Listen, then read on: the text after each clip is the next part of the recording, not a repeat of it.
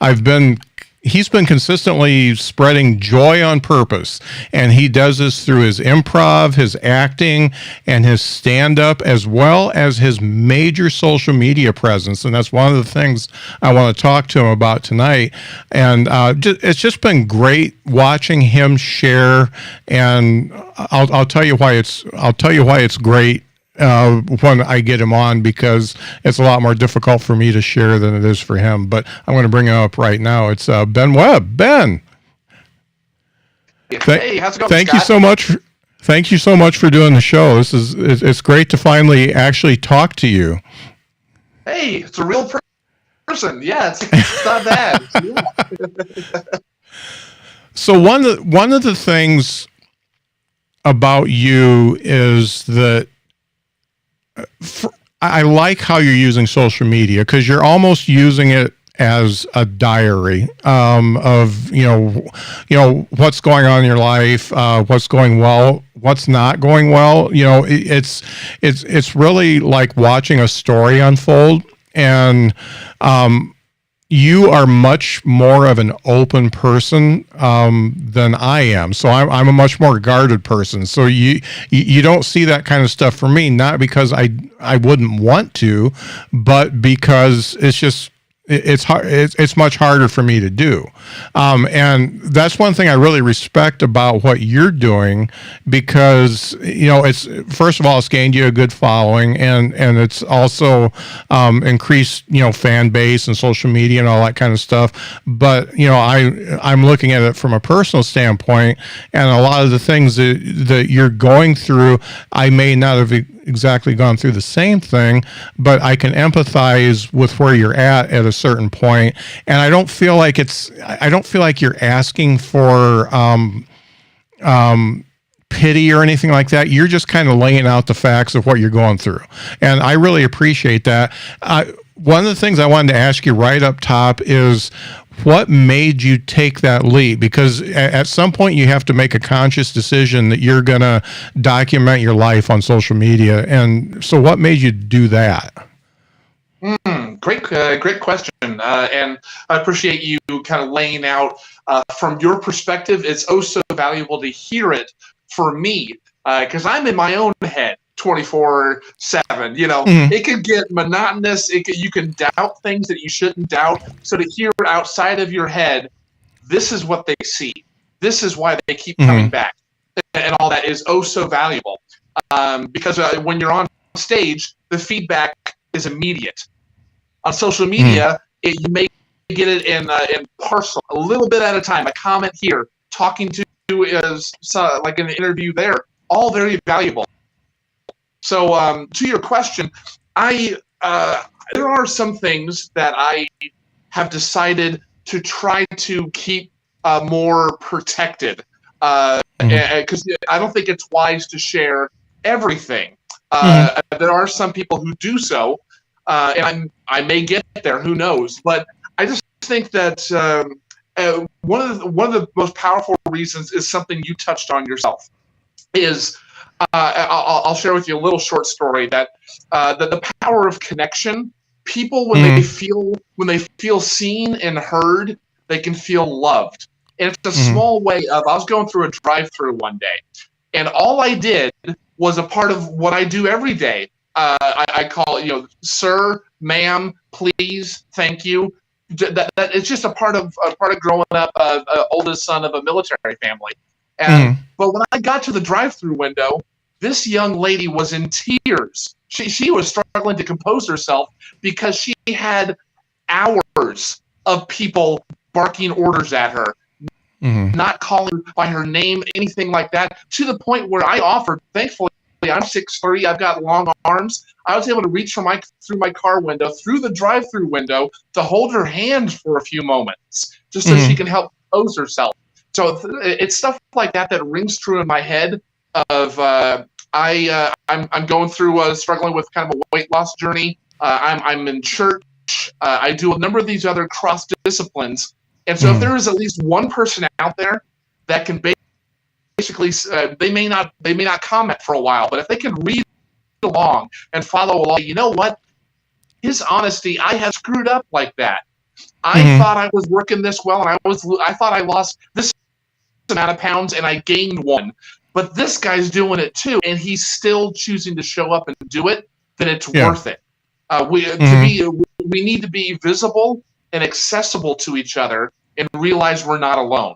So, you know, it's funny you talk about the poor woman in the drive-through, and I've been through. I worked in the restaurant business for a long time, and I know what the stress is in that business, and nobody knows it until you work it. You may think it's just a real easy ride or whatever, but no matter what, when you're slow, it's hard. When you're busy, it's hard. It's not an easy job, and it really wears on you. And you know, in my own quiet way, I try to do the same thing. It's always please and thank you, and I go to McDonald's way too often and get a Diet Coke because I'm addicted to them. And I see the same cashier at my local one all the time, and I always make sure to say something, just like, how's your day going and stuff like that. And I know that I'm part of 1% of the people who do that, because most people just grab their food and go on because they're all tied up in their own lives. And that's one of the things that I appreciate about you, because you are, you're going through your own pains in life, and yet you take the time to actually reach out to people and try to ease their pain along with it. And that's really the reason I brought you on, because there's something about you that is different from a lot of the other comedians I talk to. And maybe because it's more outward. I think the other comedians have it, but as a tribe, we are a guarded people, and we tend to, bury everything that's wrong with us and then just bring it out on stage. Whereas you're doing it on stage and you're doing it in life too, and I really appreciate it. So I'm one of the people who read the stuff and I don't like or comment on it. And that's just me. I go through this stuff, and you never know who's doing that until they say something. But yeah, I've just really, so you're one of those, the algorithm, because I stop on your posts all the time. I get to see every single post. I've gone to your profile a few times to see if I'm missing anything, and I don't miss anything. So, the algorithm's working as far as that's concerned, because I linger and read the whole thing. But yeah, I just really, I appreciate the way you're presenting the things that go on in your life. Not necessarily in an essay way. I mean, your posts aren't like a book to read. They're longer than 2 lines, but they're less than 6 paragraphs most of the time. I feel like I can read it. I can either get uplifted or feel some empathy for what you're going through. I had a weight loss journey myself, and so I kind of know where you're at, and I was older than you when I decided to address it, and I know how hard it is.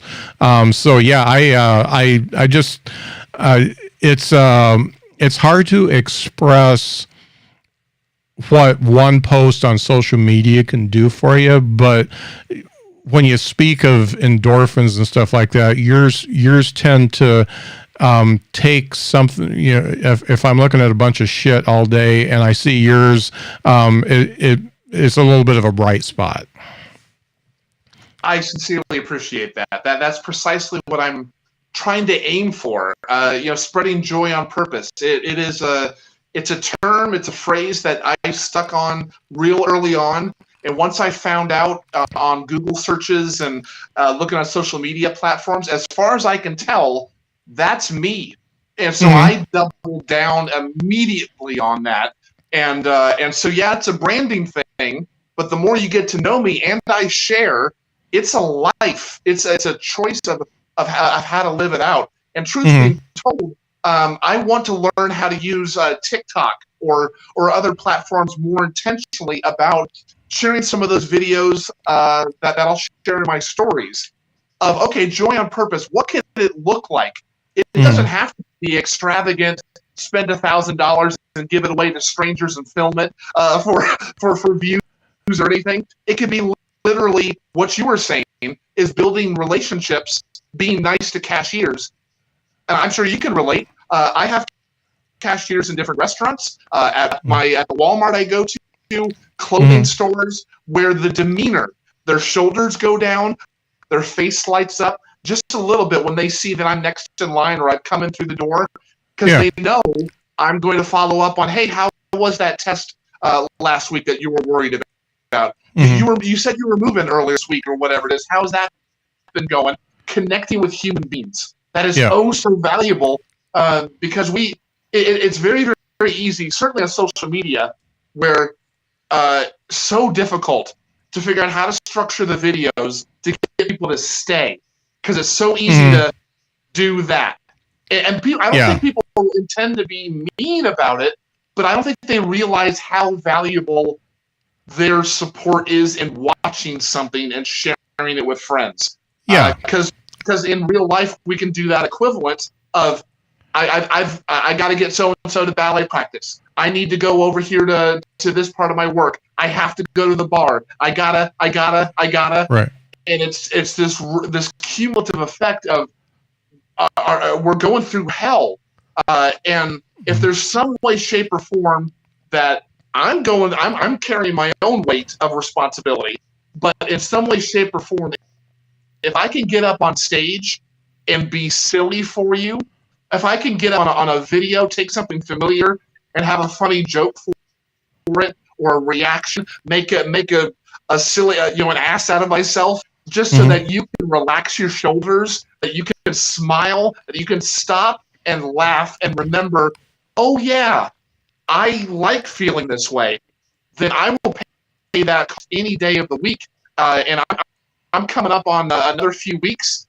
I started on Instagram and started cross-posting on the other platforms, but starting on Instagram, February 28th is when I started saying I'm going to do at least one reel a day. And I have been doing that for almost a full year of one a day. And it's been astounding, the things that I have learned in editing, joke structure, all of that. But the feedback, like the ones that you're giving me in messages, invaluable. Just it's wonderful. Just that it seems small, but it's when you're intentional about seeing others, listening to them, and just loving them, spreading joy on purpose. That makes a difference every time. Yeah. And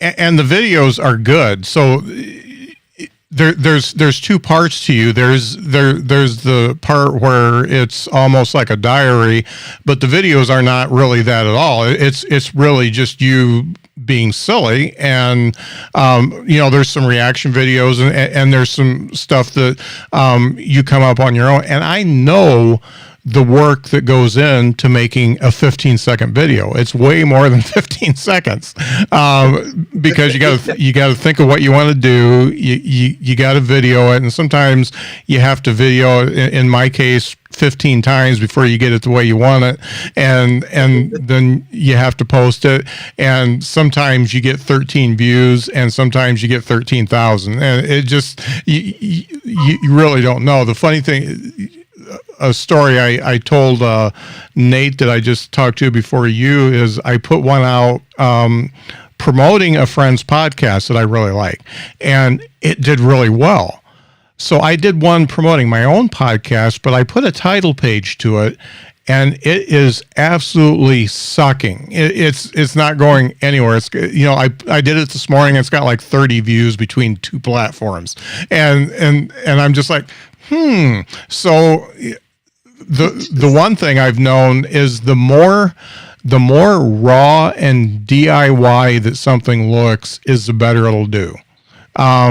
That title page, I think, really sunk my sunk my video because it looked too professional. So I'm going to get rid of that and make an adjustment. But I the fact I know how much time goes into what you're doing on both sides, and doing one a day, man, that's a big thing to do.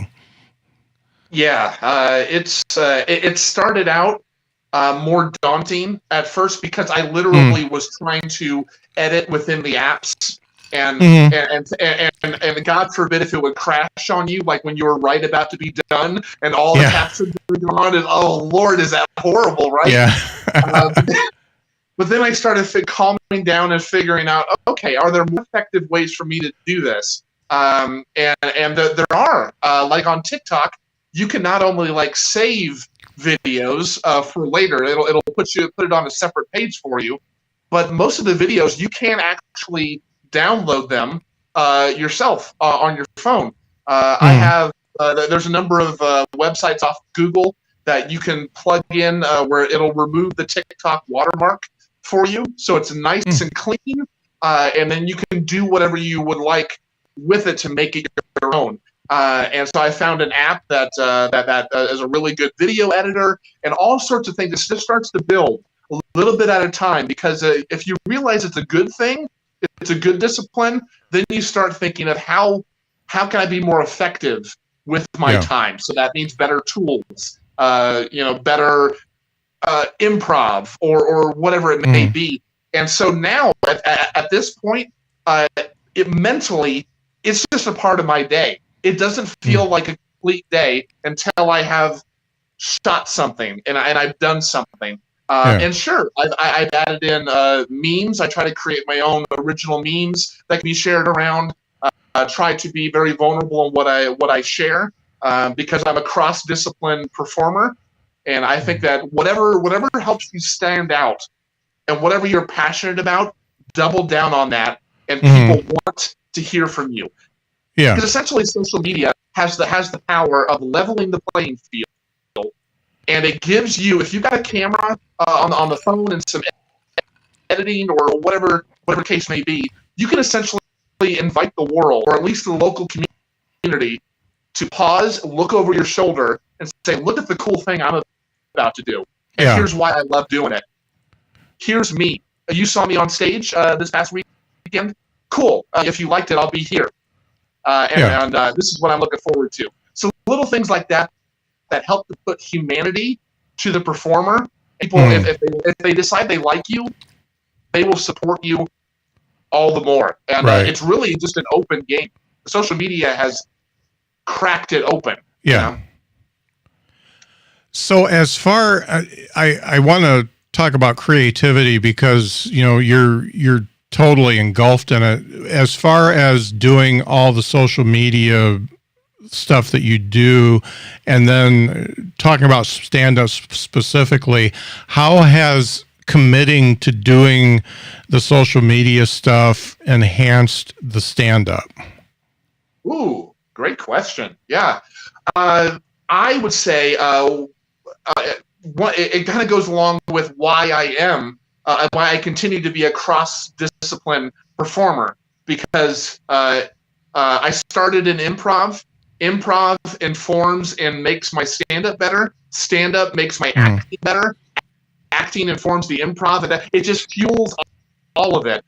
So when it comes to creating every day, videos or posts or whatnot, if you have something that you're doing every day, and you brought up hot breath, specifically the Right 10 Club, and every day a joke writing exercise.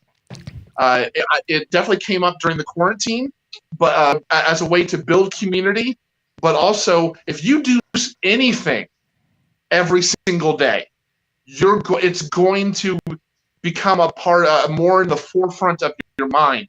Your mind, it is like working a muscle. When you first start working out, whether it's bands or the hand weights or whatever it is, the first week or so, it sucks. Oh, it's so bad. The muscles ache, everything. Like, I got to do this tomorrow. I got to keep doing this next week. But if you do, what happens? you don't ache quite as bad. You Yeah. actually start to look forward to it. You start to change and adapt to it. So doing this sort of thing regularly each day has it on my mind every day. And one of the reasons why I keep a notebook with me as much as I possibly can, that or Post-it notes or note cards, because the mind, when you're training yourself to edit down in like 15 second to 30-second videos each day, you are, and with stand-up jokes, you're already soaking up the details around you. Now, when you have that discipline, it's not only soaking up the details, but it's already starting to think of what's a good setup that I can do, because that's a great punchline. This is a great line. Things will start already kind of coming to you fully formed, partially formed, whatever it may be, but your mind, you may be focused on work. You may be going to pick up your dinner that you ordered, driving in the car, whatever it is, but your mind is still humming. It's still, the muscle is, when you're feeding it, it's flexing, it's working. Yeah. So in that alone, I write every day, and I'm very thankful that I committed to that, because even when I'm in between shows for a little while, I have material that builds up that I'm ready to try out. So it's very rare that for shows or even at open mics, it's very rare for me to do the same set twice. I will either add tags or be more comfortable with the laughter or the silence, or I've just got that kind of material I need to work out. Right. And in part because I'm working the muscles so much, the details and the setups and the punchlines, it's almost a struggle to keep up some days. So it's a blessing and a curse, Yeah. But in that, it's been really valuable. Yeah. I don't know how it is for you, but I compare when I get into a creative mind to almost like a dream state. And so it's different than, because my normal mode is, I'm in technical sales. So, it's all about, getting specs and then presenting them to clients and stuff like that. So not very creative. And the funny thing is, I've committed to, like you have, I've committed to doing more reels, TikToks or whatever, just to get in that mind. And the funny thing is I did the one today and it's not doing well, but it put me in a state where I wrote the joke that I'm going to bring to Is This Anything? And it doesn't have, they're not connected in any way or form. But right after I filmed that, I thought of this joke and I thought, okay, this put me in the mindset of actually creating something versus working with what I already have. And it's funny. I totally agree that when you get into a rhythm of it, where you've committed to doing it daily, you are going to definitely produce more material just because you are in that mind frame.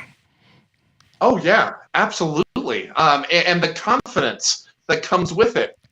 Being able to be bold and standing and saying it does matter as well. Delivery as with the material. But yeah, I work at a bank myself, so so I've kind of committed that there's some things that I'm just maybe down the line if I have another job or if I can wrap my head around a safe angle to do. But there's some things right now that nope, I like this job. I'm doing well at it. I'm not going to joke about things that will jeopardize that. Yeah. But the funny thing is, like when I've set that boundary for myself, I have actually struggled to keep up more writing, because it's almost as if and I speak in these terms, so forgive me if you don't share them. But as a Christian, the creativity that one of the reasons why I love going to the zoo or spending time outside is the sheer creativity of my Creator is out there. It doesn't have to be beautiful. It's functional. It's all. It doesn't have to be beautiful and all that, but it is. And Yeah. and so image when I set those boundaries, all of a sudden I could feel something loosen up just a little bit more.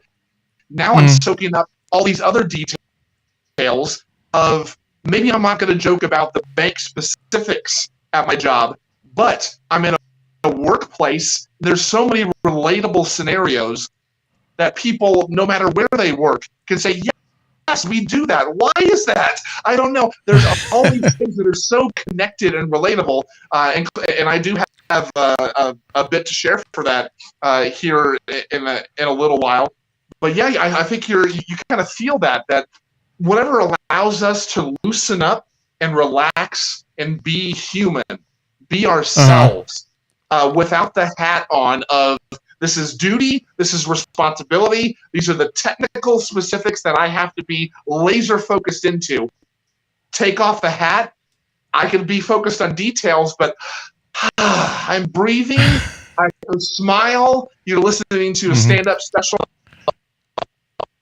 on your drive home a bit, already you're making that transition of, oh, okay, I think, wait a minute, that would be a great idea for a joke. You're making that, you're giving yourself permission to be human again. Right. And we all need that. So, yeah. Yeah. 100%. Now, correct me if I'm wrong, but did improv become before stand-up for you? Yes. Took a class, went through the graduation show, and it was from there where I'm like, you know what? I'm still standing. I survived. The nerves were nearly that bad.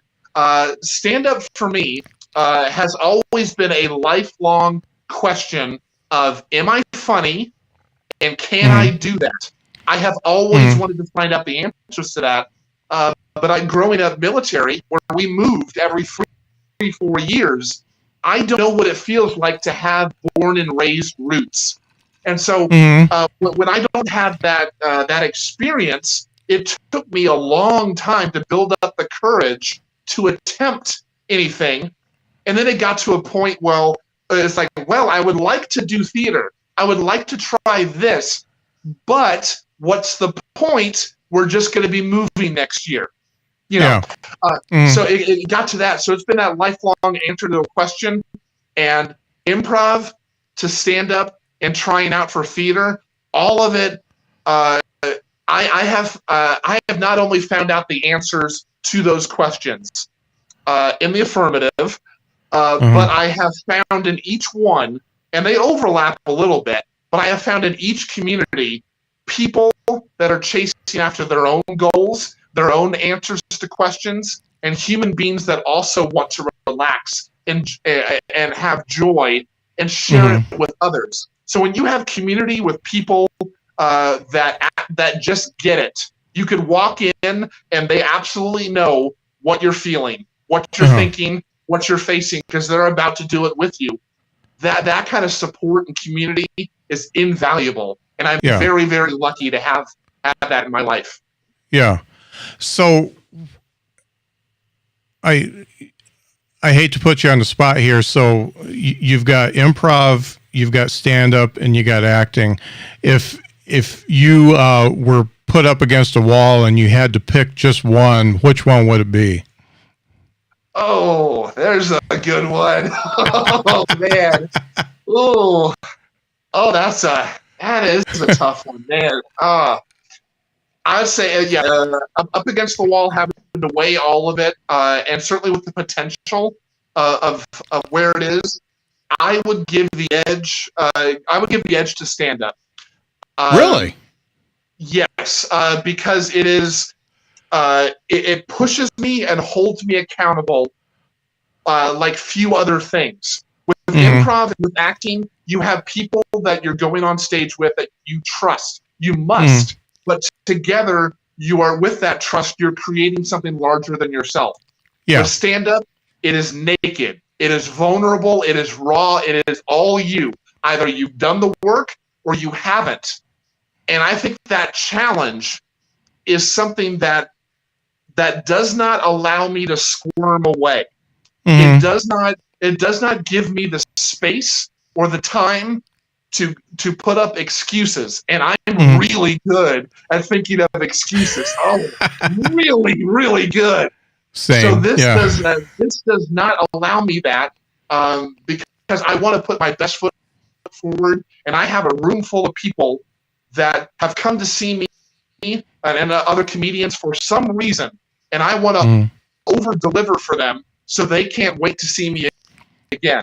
Mhm. So it's that accountability, and that it's a it can be terrifying, Yeah. but the words of when you get that first laugh and everybody is with you and they decide they like you, uh, there is very few things like that kind of satisfaction of knowing that I've done the work, I deserve to stand here, and Mhm. and the audience has, when they decide they like you, they've essentially, like a little child, have decided to reach out their hand and trust you by putting it in yours. And so, Mhm. for however many minutes you have, don't violate that trust. Take them on an adventure with you. And it Yeah. just so happens to be sharing a lot of laughter. So I would give the slight edge to stand up, but oh, that would be so tough to leave the other Yeah. two. But that would be my honest answer. So.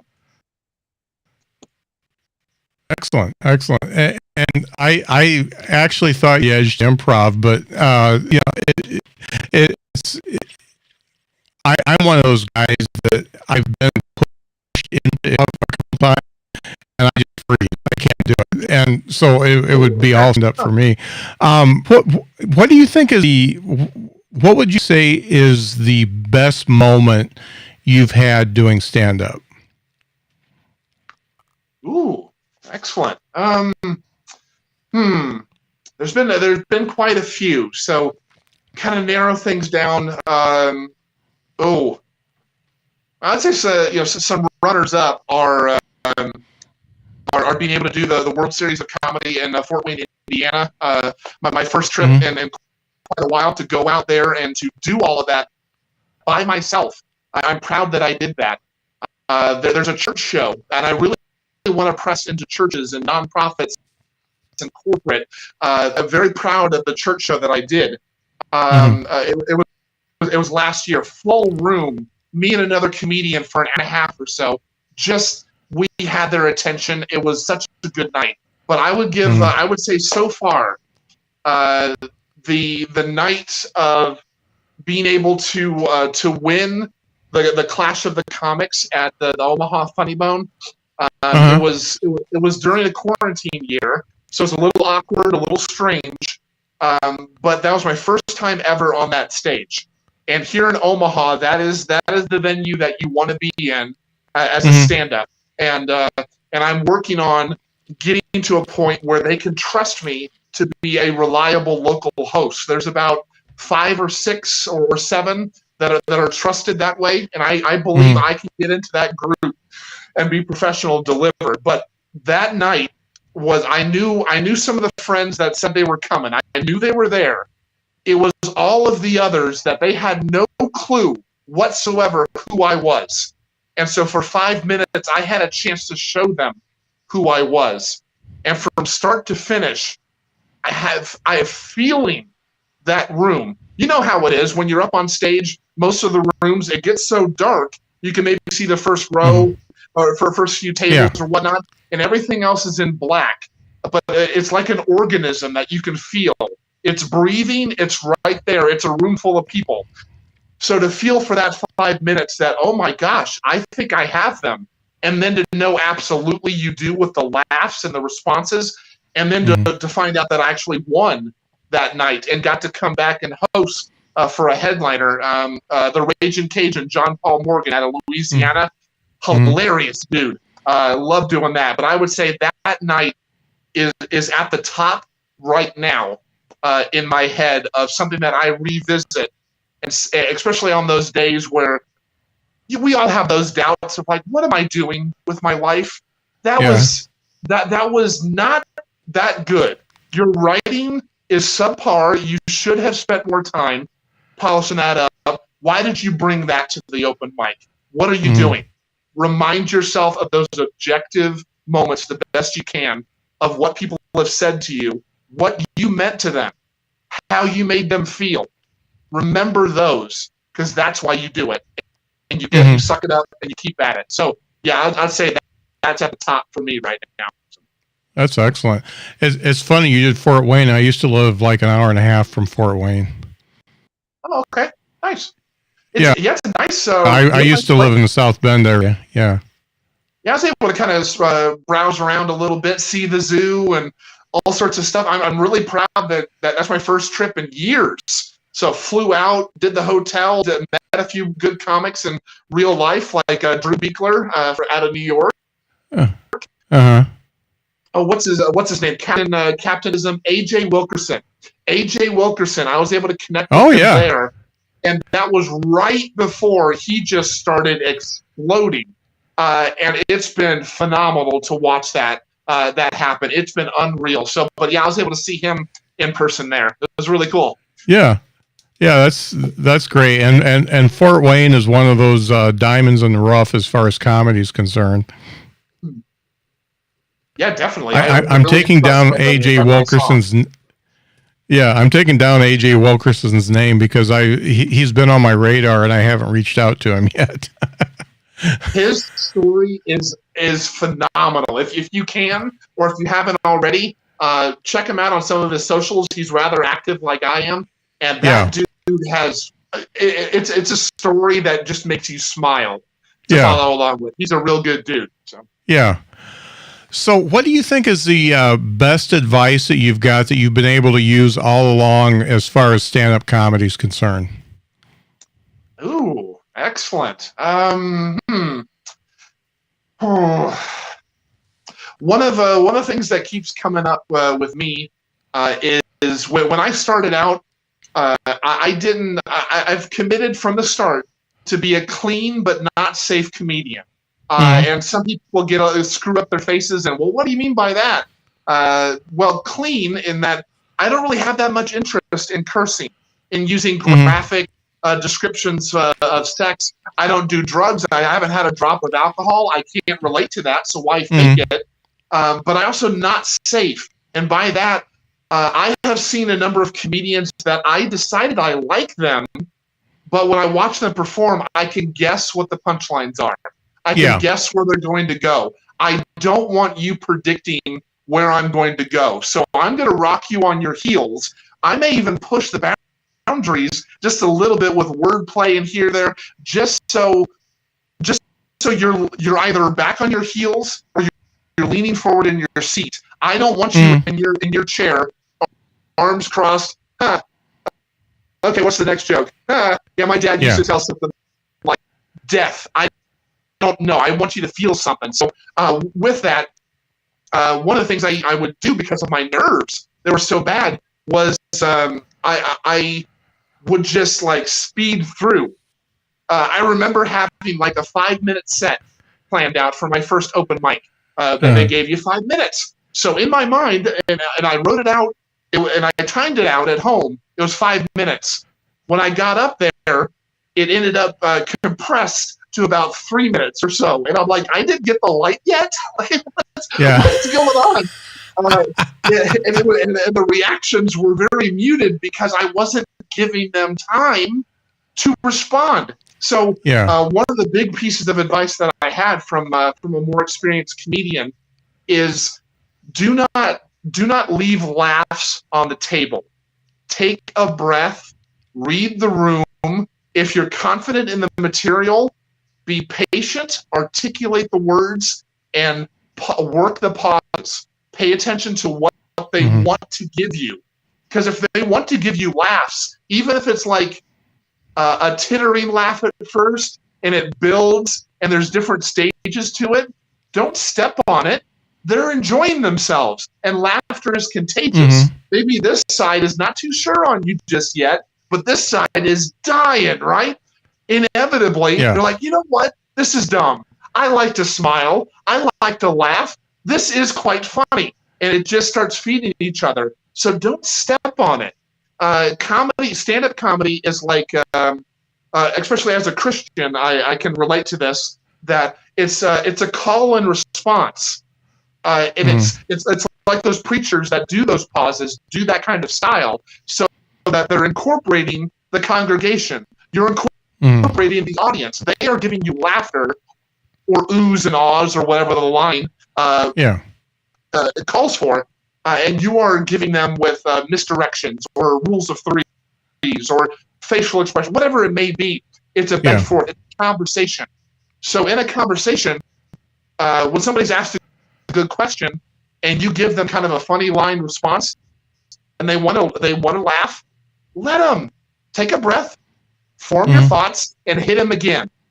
Yeah. Response, wait on it, hit them again. Always be ready. Always reward them for them giving you what you hope for. And so to not step on laughs has been a huge help for me. To take a breath, don't race through things, have fun, Yeah. It's funny.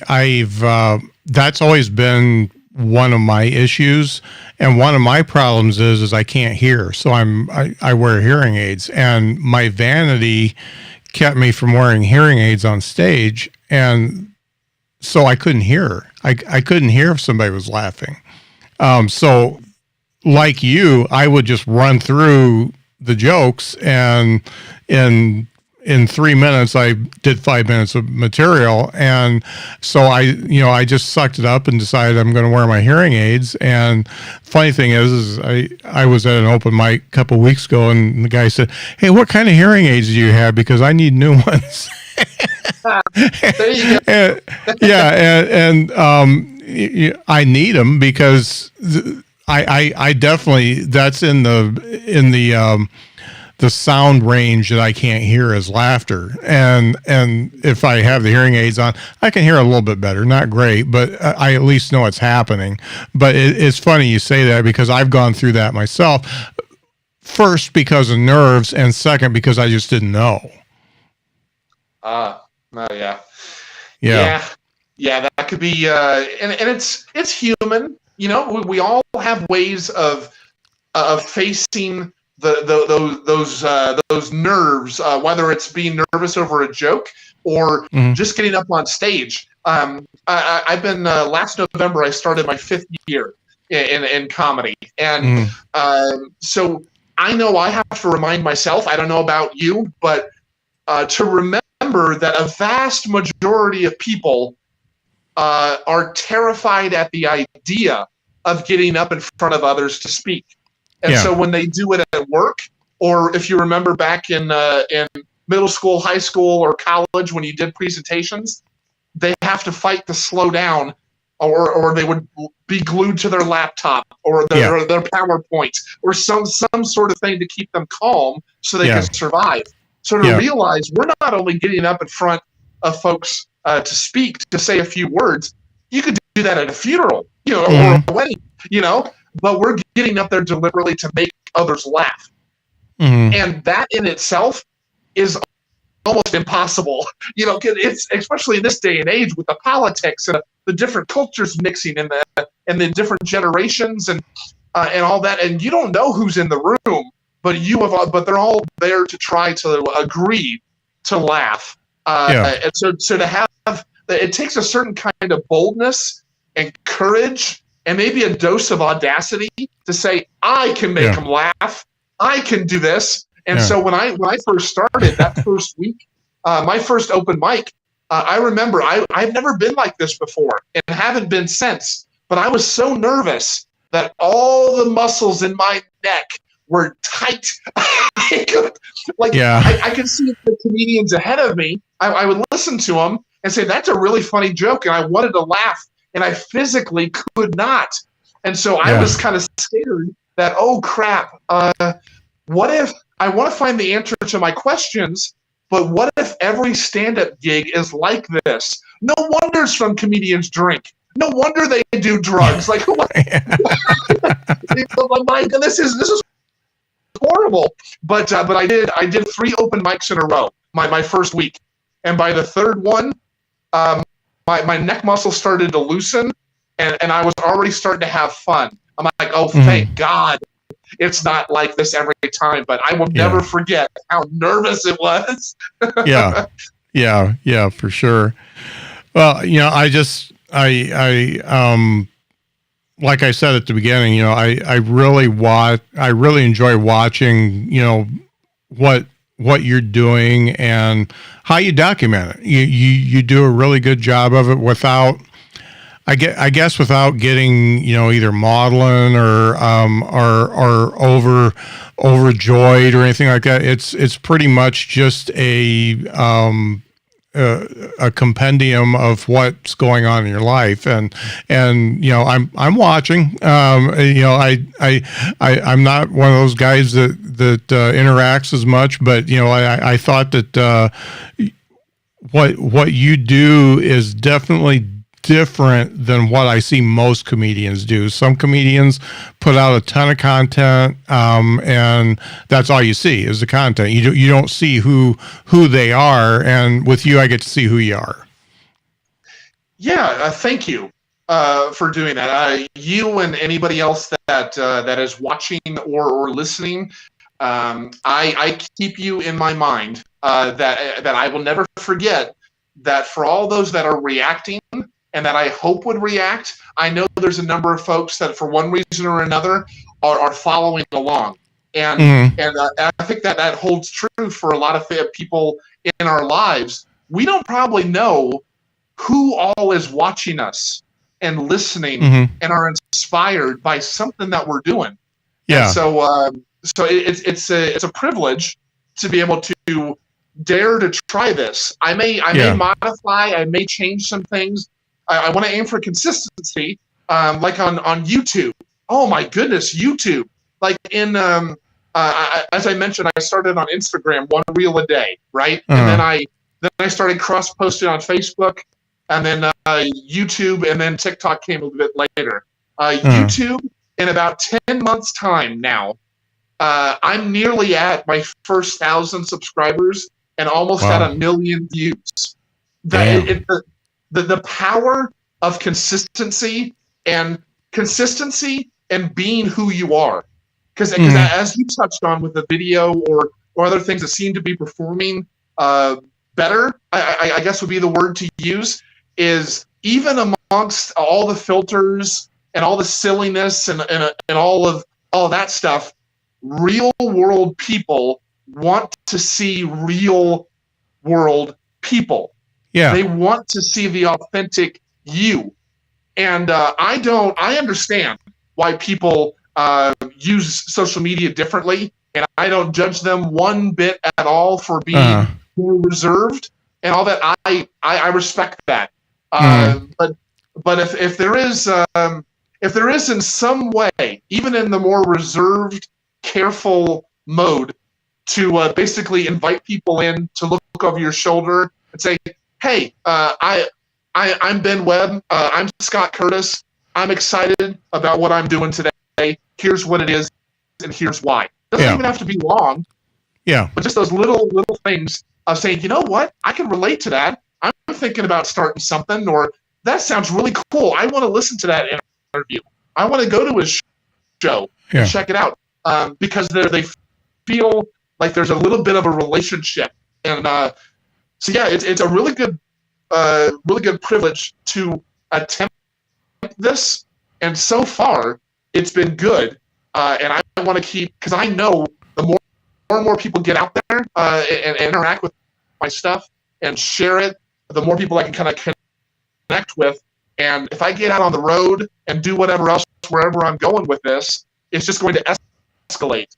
And so if this kind of reaction is happening now, with me being in Omaha largely, shooting things on my phone and posting and things like, I shudder to think what could be possible. Yeah. And so it's huge. The messages alone that I've gotten from people of just that I've been going through like a real rough day, came across what you posted. That's exactly what I needed to help me laugh Mm-hmm. or think about anything else. Because I've been through the horrors of abuse, of divorce, a number of things. And if I can come through go through counseling. I can kind of work through work through healing and strong, and I can stand here and still smile and be silly and goofy and ask you to join me in spreading joy and purpose. You know what? You'll start looking for small ways in your life to do just that, and that would mean the world to me, to learn more and more stories of what I'm doing, touching anybody else for the better. So, right. Yeah. You're definitely going the right direction as far as I'm concerned on that. So we are at my new favorite part of the show. My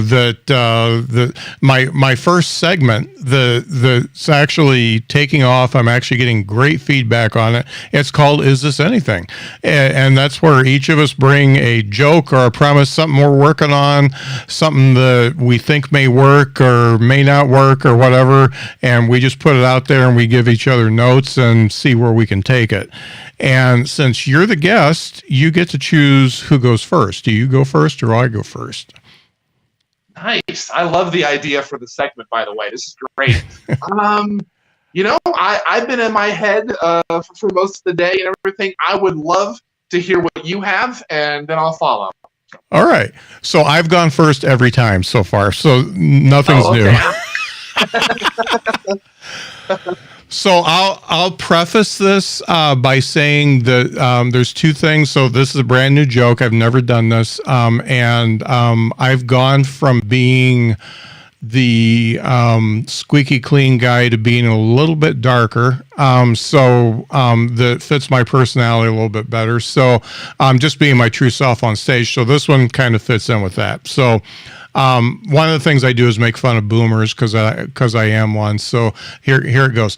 Us boomers have to stop shaming people in their 30s when they say they're feeling old.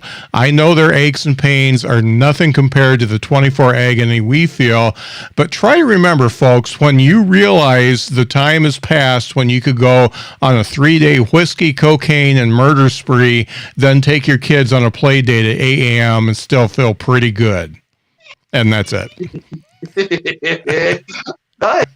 Hey, I like that. There's certainly if you get them hooked, and before you go on that run and everything, relatable, heightens it, exaggerates that. Nice dose of silly and dark. I think you got something there. Yeah, thank you. Yeah, it's the funny thing is that came up right after I did that stupid reel. It's like. Because I've been thinking boomer jokes, for a few weeks now, and trying to expand on what I already have. And I was thinking, I've done everything but the murder part. So the murder kind of takes it over the top. So let's throw that in and see what happens. Yeah, you might even play with. I know it's a different style than what I have, but I'm wondering since part of the joke is that run on there of getting people to that punch and contrasting the two ages.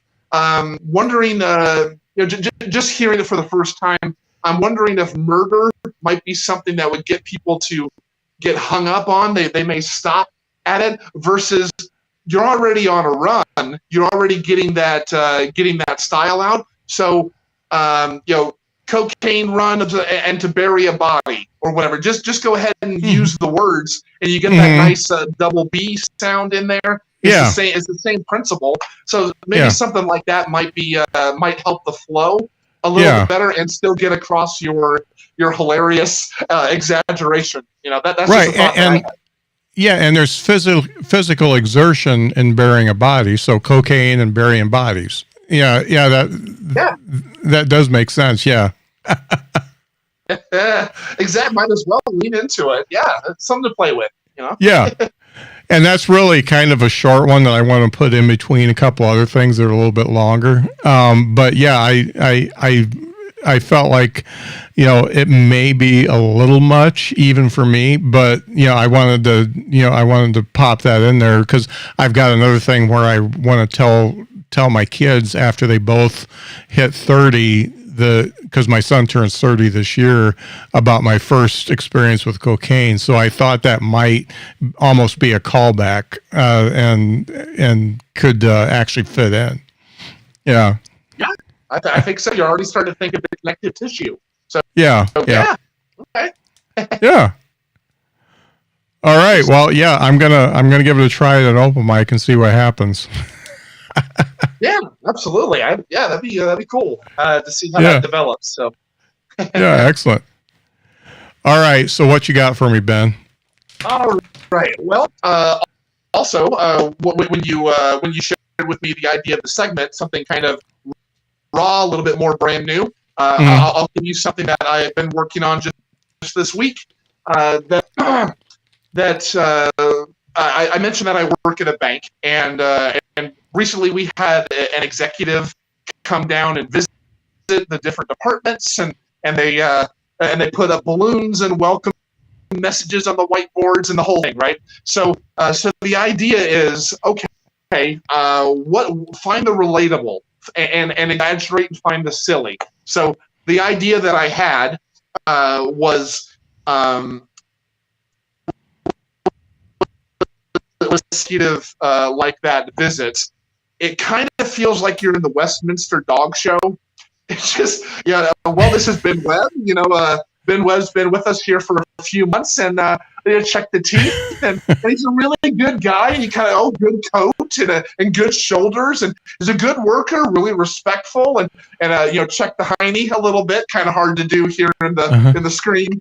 But you kind of get through there, and you're like, okay, are they going to go to another department? And you start turning to go back to your desk. And they say, oh, Ben, by the way, we have refreshments in the break room. We have pizza. Would you like to join us? I'm not sure. I got some work to do. Well, but who's a good employee? Who's a good boy? Who's a good boy? And so I do like a physical act out where I'm resisting, and then my butt starts to wag a little bit, and I get the full body. So that's the idea, just to be able to be silly and using my talents to really sell the joke. So. So what do you think has any meat or potential to it? So that definitely has legs, because I can see it. So an executive is the judge, and they are so far removed from what actually goes on in the bank that actually showing your physical attributes is more important to them than your work ethic or anything else. So I really dig that. The only thing I might add is, after they check all the teeth and the hindquarters and stuff like that, they do the little parade around and they watch you walk. So that would be an opportunity for another act out. And maybe you could run into another employee or something like that that is also doing the run around. But yeah, that little light bulb for me as soon as you compared it to the dog show. So yeah, you've definitely got something there. Hey, all right. I sense there might be something there, and if I can sell it just right, to maybe have some lines that are solid, that comes with the writing, because I know I can heighten it. I trust my own reactions and what I can do. And actually, now that I'm thinking about it, that's another way that this daily video discipline helps, is when you've done it enough, you know what your face can do. You know what your voice and all that can do. So imagine when you can just trust that on stage, it's invaluable. So I'll get to work on that, and I'm excited to see, because I think that could work just about anywhere if I get it right. Yeah. So, yeah.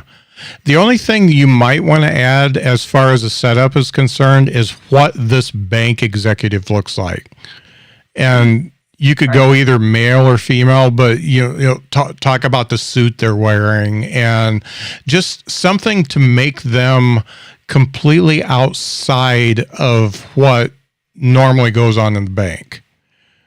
That's a great, to think of those details, because it's already kind of physical, already kind of a bit that's getting people to think what it was like in their jobs. So Yeah. why not dress it up just a tad? So it might be something, like you said, with a suit, hairstyle.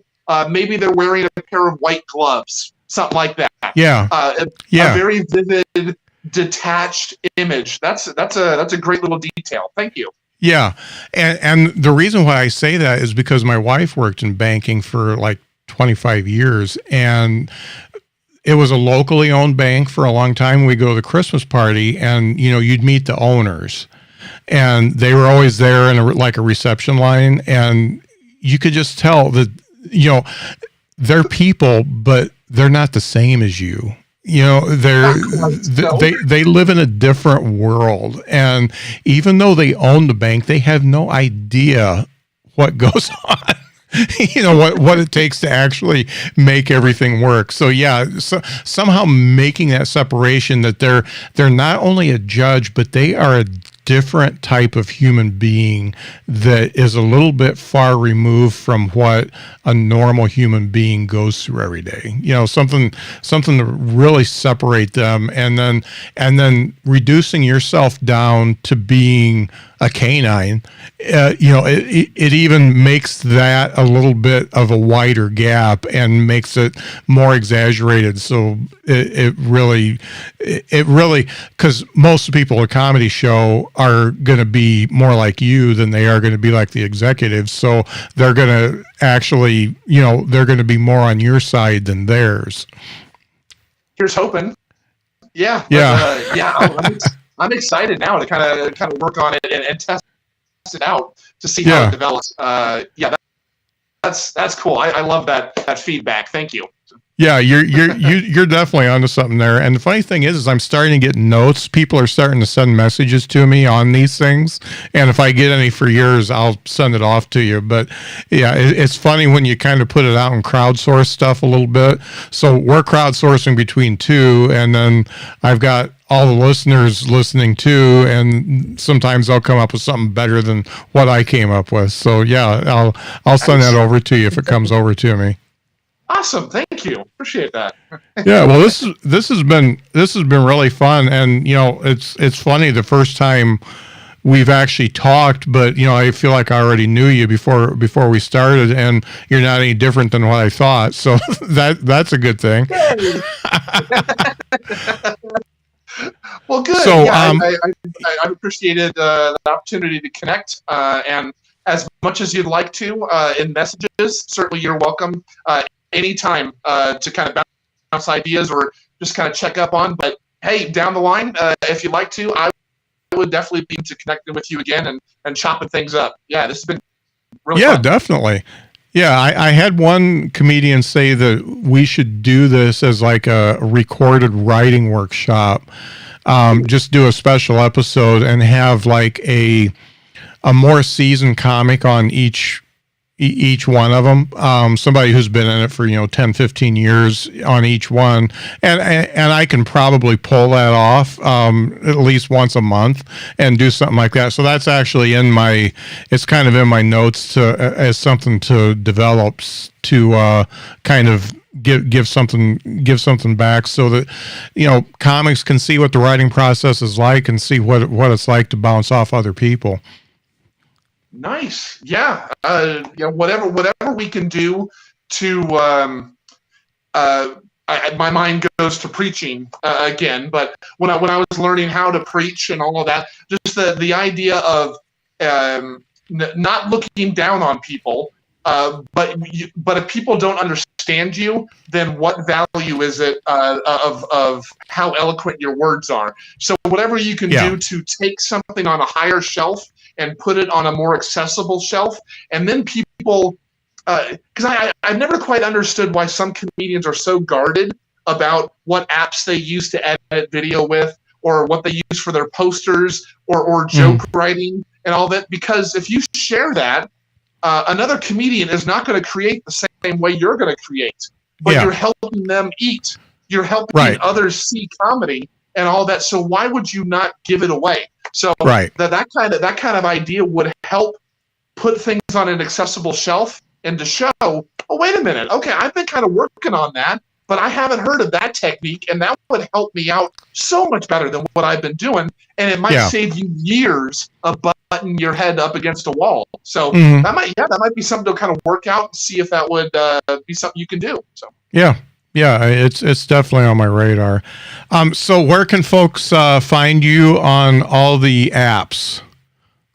Yeah, absolutely. Well, as I mentioned a bit early on, I found out that joy on purpose is pretty much me. So if you want a joy on purpose comedy, if you just keep that phrase joy on purpose in mind, I have searched it on all the apps of Instagram, Facebook, YouTube, and TikTok. Joy on purpose, Ben Webb, my face, some of my videos will come up. Yeah. And so, feel free. I'm a little bit more liberal with how I will kind of accept and bring in followers and subscribers. Things have been growing. I would love to join with anybody who resonates with what message I'm trying to do, and what I'm doing. As I'd love to get to know more about them, because as you know, I could be better about the Behind the Bits podcast page and other things like that. But essentially, if I see it and I think it's done well, I'm going to engage with it, or I'll send you a message, or whatever it may be. Because so many people in this country and a little bit around the world that I've had an opportunity to connect with, and I know how daring it is and fun it is to do what we do. So let's encourage each other. If we can do that and connect, then let's do it. So. Yeah, for sure.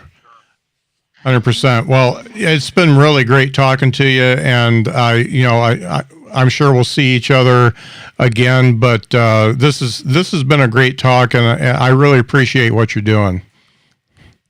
Thank you so much for me. I'm literally right after we get off here going to be creating my video for the day. So all right. Yeah, the work never stops.